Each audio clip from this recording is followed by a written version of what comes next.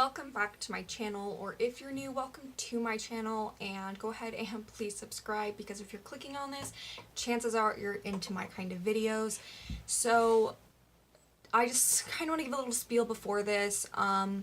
This case has deeply affected me and a lot of the people that I know, because it happened with people that we know. So I don't mean any disrespect or harm to any loved ones or anything like that. This is just the story of what happened, as far as I know. If I'm incorrect about anything, obviously you're more than welcome to correct me in the comments.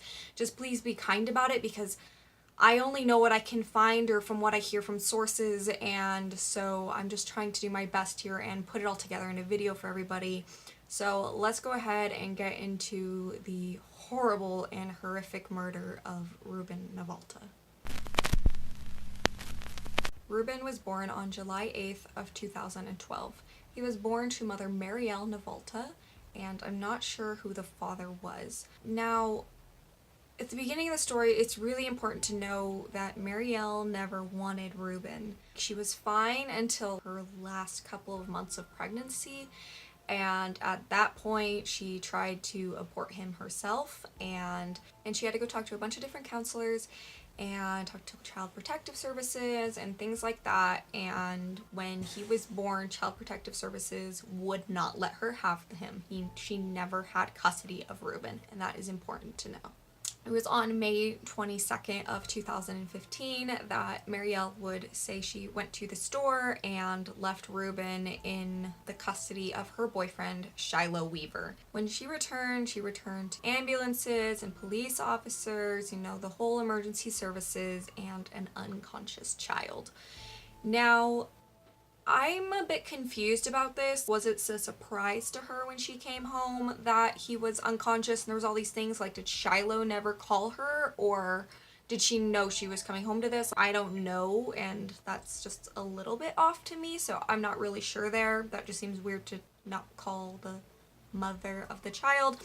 Marielle, when she had Ruben, like I said, CPS took him into care immediately. They were going to take him into a foster home unless someone in her family would come and claim Ruben. And the person who did come and claim Ruben was her Aunt Michelle.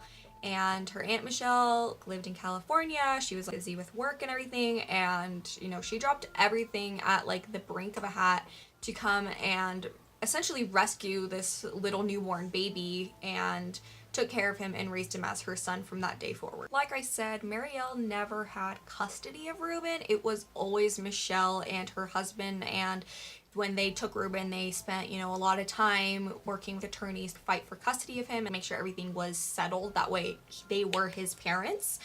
About 5 months before Ruben died, Marielle decided that she wanted to be in Ruben's life again, and he was about, like 2.5 at this time. And Michelle was, very kind and allowed Marielle to visit with him as long as she was being supervised by Michelle's sister and Marielle's mother. When Ruben died, he was on a visitation with Marielle for a couple of weeks, which was longer than he was even supposed to be there, but I don't know why he wasn't picked up or anything. I just know that it was past when he was supposed to be. Michelle had FaceTimed Ruben essentially every single day and, just talked to him, because 3 days before everything occurred, Marielle didn't let Michelle FaceTime with him at all, which struck Michelle as very weird. She was ignoring her calls, ignoring her texts, everything, and Michelle knew that something was up. She says that the last time she FaceTimed him, he was taking a bath, and so she could see his whole body and that he didn't have any bruises or anything at the time. But she suspects that the beating started around those 3 days, which is why Marielle started to get weird and not allow Michelle to FaceTime or talk to Ruben in any way. The last words, and this is so heart-wrenching and heartbreaking, that Ruben ever said to Michelle were, "Mommy, I want to go home." And to me, just saying that now, I have chills down my spine and in my arms. I literally have goosebumps now. I don't know if you can tell, but that just to me says that there was something really wrong, and that, she she was doing something, he was doing something, the boyfriend, before, you know, before any of this had happened. Obviously, Ruben was scared, or maybe he just really missed his mom. I'm not really sure, but to me, that just seems there's something going on, and that even he knew, and it just breaks my heart that you just couldn't get there in time, because Michelle did send her husband, you know, they lived in California, and it was a few hours from Fernley, which is where Marielle lived, and her husband was on his way to Fernley when everything went down with Ruben, when he was sent to the hospital and everything. He was almost there. Like, had he gotten there, you know, 2 hours earlier, who knows if he would have been able to save Ruben from, you know, all the trauma that he was about to go through. And I'm sure that that eats up at them every single day, but at the end of the day, there's nothing they could have done about it. Like, they didn't know this was going to happen. They were already trying to be proactive by going out there. I don't want there to be any hate towards Michelle or her husband in the comments, because they are, you know, heartbroken and, you know, beating themselves up about this, I'm sure, because like I said, it is their child, it is their son. So please keep that clean in the comments. When the emergency services and everything showed up and Ruben was unconscious, they took him to Renown Hospital in Reno, and he needed to have emergency brain surgery. He had a subdural hematoma consistent with inflicted traumatic head injury, and the doctor said it was as if he fell from a 3-story building, which when you're 2 years old, that's a lot. When you're an adult, that's a lot. Not only did it seem as if he had fell from a 3-story building, he was also completely covered in bruises, which is what made Michelle think that he had been being beaten days prior. And at the hospital, and I think this is so weird, Marielle tried to kick Michelle out of the hospital room, and Michelle had to get her attorneys and find all this paperwork and stuff, prove that she was actually Ruben's parent, and then she was kind enough to allow Marielle to stay, and, you know, even ask Marielle what her wishes were for what happened with Ruben. And it was essentially always Michelle's decision, because Marielle had no medical rights, no rights at all to Ruben. And, you know, she was just being kind by even asking Marielle to begin with. But on May 29th, 2015, Ruben was declared brain dead, and he was almost 3 years old. After Ruben died, things just continued to get weirder, and then, you know, you have the whole case of the child abuse. There were 2 funerals that Michelle had for Ruben, since he did have family in the Reno Fernley area and then also in California. And Marielle didn't want any funerals for Ruben at all. She didn't want people staring at her and thinking that she was responsible, even though, in my opinion, she totally is. So, I don't know, I just think that's really weird to not even want to honor your little baby. And she showed up for the last 5 minutes of Ruben's funeral in Reno and never showed up at all to his funeral in California.